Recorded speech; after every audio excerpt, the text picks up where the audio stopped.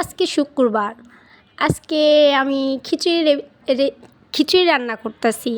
আজকে সুন্দর সুন্দর সবজি দিয়ে আইটেম দিয়ে খিচুড়ি রান্না করতেছি।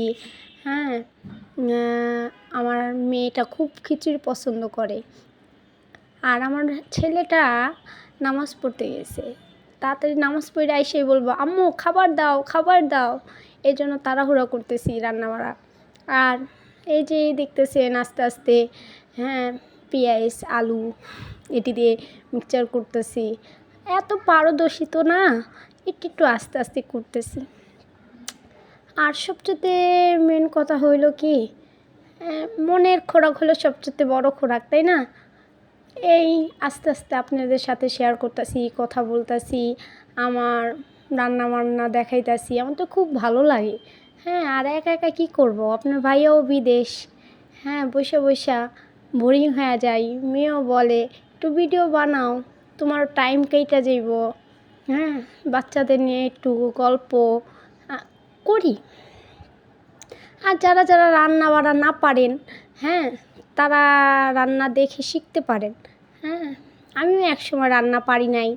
আমার আস্তে আস্তে অভিজ্ঞতায় আমি এতদূর রান্না বাড়া করতে পারি। আমার রান্না খুবই মজা হয়। আমার মেয়ে বলে আমি খিচুড়ি খাচ্ছি আর রেসিপিটা শেয়ার করছি আপনাদের সাথে। খিচুড়ি হয়ে গেছে তখন। এখন আমি আস্তে আস্তে আপনাদের সাথে কথা বলতেছি, খাইতেছি। খুব মজা হয়েছে খিচুড়িটা। রান্না করে খেতে পারেন আপনারা, তাই না? আর কি বলবো, একা একা জীবন। আর আপনার ভাইয়ার কথা ভাবতাছি। যদি আপনার ভাইয়া বাসা থাকতো, খিচুড়িটা খেয়ে আমাকে টেস্ট করে বলতো খুব মজা হয়েছে। কিন্তু সে তো বাসায়ই নাই, সে তো বিদেশ, তাই না? তাকে খুব মিস করি। এটাই জীবনটা, তো নিজের গতিতে চলে না। জীবনে সব কিছু একদিকে সুখ চাইলে আরেক দিকেও ছাড় দিতেই হয়। যেমন আপনার ভাইয়াকে আমি ছাড় দিছি, তাই না? এটাই লাইফ। আপনার ভাইয়া দেখে, ভিডিওটা দেখে, কি বলবো আর।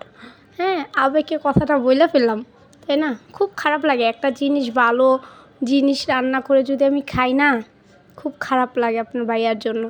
আর সবচেয়ে বড় কথা কি, আপনার ভাইয়া এই রান্না বাড়া দেখে না, ওইখানে রান্না বাড়া করে। খুব ভালো লাগে আপনার ভাইয়া ভিডিওটি দেখে। আমার থেকে ভালো লাগে। আর আমি এই যে বসে এখানে একটু